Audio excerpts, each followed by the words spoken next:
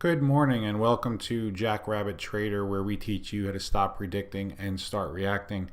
My name is Steve, and in this video we're going to take a look at the markets for Saturday, July 29th, 2017. Hope everybody had a great week. A lot of the names that we talked about last week kind of rolled over a little bit. So markets may be changing a little bit, but we're going to stick to the price and see exactly what's going on. So first, let's take a look at the SPY. Okay, you can see the SPY is just continuing higher.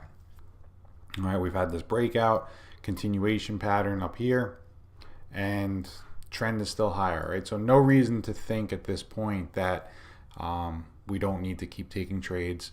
We're still in an uptrend. While maybe we are somewhat extended, we've been more extended in the past.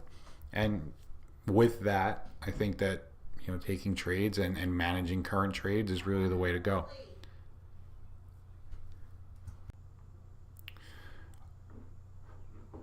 Looking then at the Qs, which is where some of the weakness is coming from, you can see maybe a bit of a topping pattern here, where you have a higher high that is then sold. Then you have the low, and then you're really closing at the middle. So it's called a doji candle, and really it usually triggers some kind of indecision in the markets. And again, with this, we're still looking at a breakout from last week. It's holding that breakout level, and yeah, while we did move higher, we also had a lot of tech earnings this week. Google reported, right? Obviously sold off. Amazon reported. That's not Amazon. AMZN. All right, so again, nice high wick there, and then really sold off. So not enough buyers to keep the pressure up there, and not surprising after the run it's had. To see it take a rest, not surprising at all. And I think there was another high beta name. Oh, Facebook, and Facebook actually reported great earnings and continued, and this is one we talked about a few weeks ago, potentially getting in at that 160 level, and unfortunately cash is only goes so far, and I didn't have the cash in the account to take that trade, but I wish I did. And unfortunately, that's the name of trading. You're not going to always have a perfect situation, a perfect scenario to take every single trade. The diamonds, the Dow, strong as it's been for the past several weeks, probably almost more like 2 months now.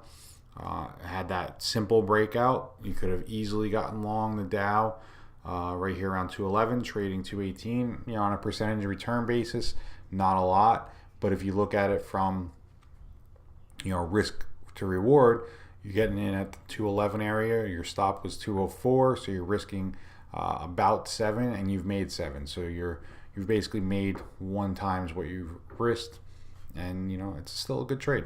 And finally, the IWM, all right, another topping tail, and back where it was breaking out last week, now back into that range for another week. And let's see, does this signal maybe a reversal of the small caps? Looking at the sectors, all right, XLK was the leader, or is still the leader over the last 30 days, all right, 3.37% return. XLP, the loser. Remember, we were looking at maybe a head and shoulders pattern in the XLP, where we had this high, came back, put in a lower high, and then maybe reverses. And right now, you can see it came back up to that 55.73 area, and sure enough, reversed. As far as other ones, XLV just continues to go sideways. The XLF putting in a small topping tail. So now we're starting to get into some of the sectors that were outperforming based on this list. The ones that were outperforming the SPY. Now we're starting to look a little iffy, right? The XLF starting to put in that topping tail again. Not enough buyers to push it, that breakout, and hold that breakout. XLB, which was strong, sold off this week.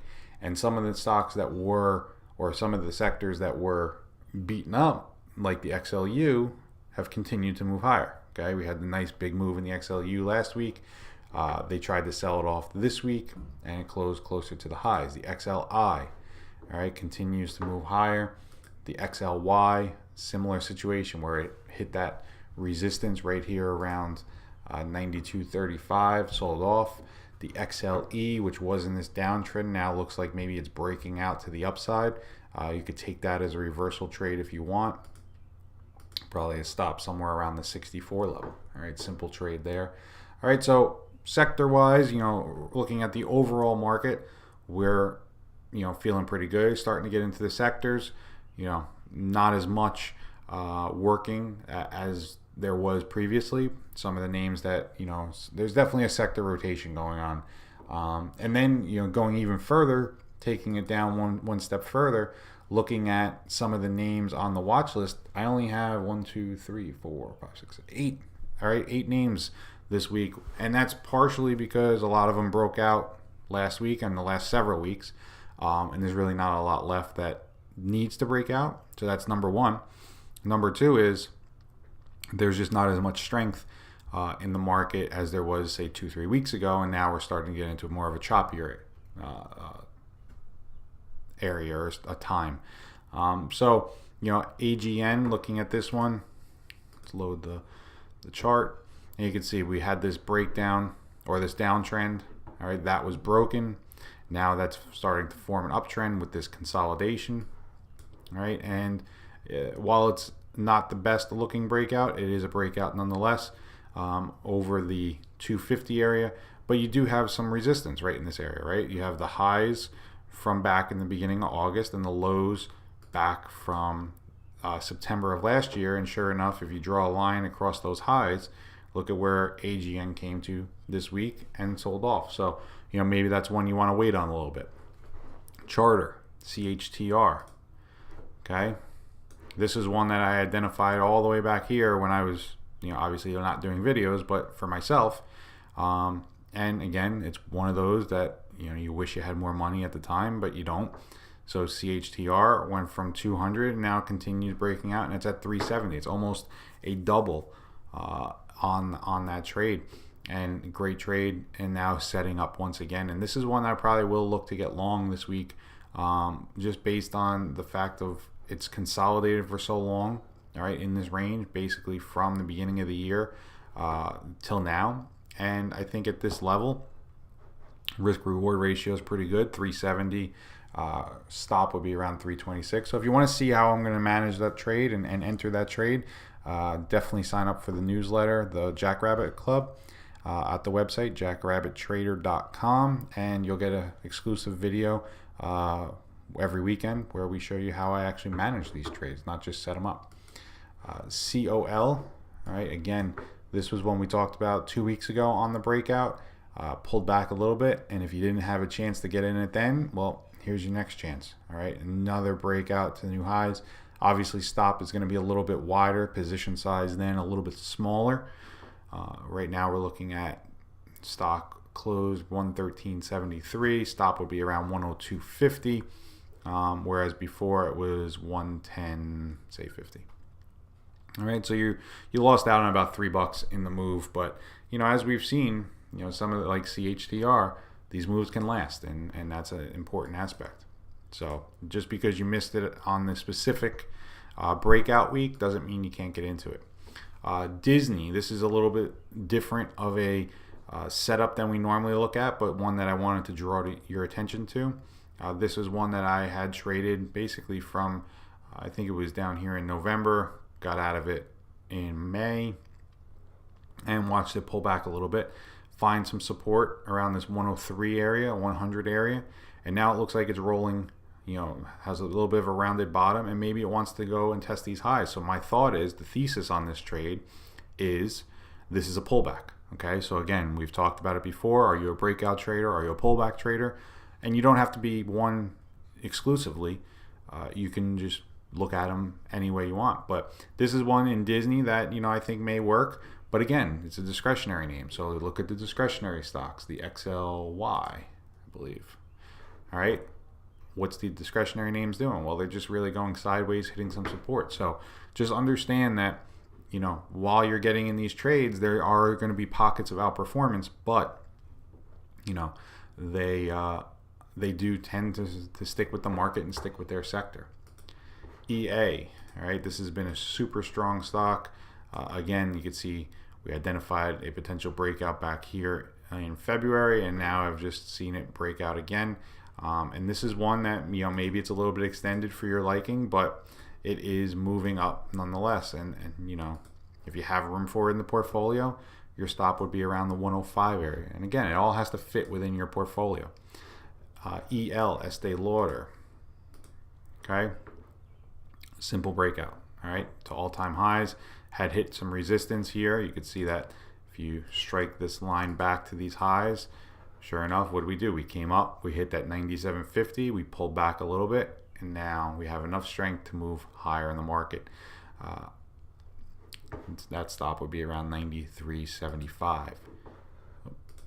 EXC, okay, again, breaking out to new highs. One thing I just do want to caution you about is this level back here around the 38.50 is previous resistance. Not saying that it hits there and pulls back, not saying that it blows right through it, but you know, looking at the utilities, as I said, they've been strong over the past week or two, and EXC, a utility name, following suit. So if you want to add some utilities, you have a nice big yield at 3.41, then you know, there's your trade.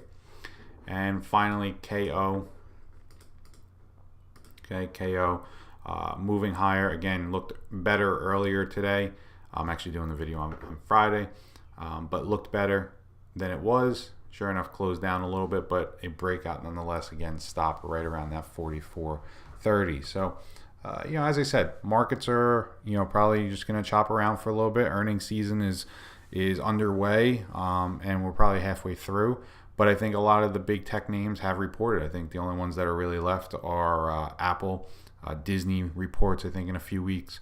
So just keep in mind where your stocks are trading. Remember, I talked about or are reporting, and you know, do what you want with that. I personally hold through earnings, but I do reduce size, you know, if it's warranted. So I actually have Amazon this week. I reduced size before the earnings announcement, and you know, now I'll look to re-up and get back to normal size. But one thing I want to point out is IPG. We talked about last week, and this is what I say, you know, just understand and know when your stocks are reporting earnings, just so you could have a plan. You know, we talked about a nice breakout last week, and that was at 25.50. The stock's now trading 21.61. You know, so things happen. Just be aware of it. And other than that, as I said, if you want to see how I'm managing these trades this week and every week going forward and managing my current portfolio, head on over to jackrabbittrader.com, sign up for the free weekend newsletter called the Jackrabbit Club, and you'll get a new video every weekend. All right. Other than that, have a great rest of the weekend, and we'll talk to you next week. Take care.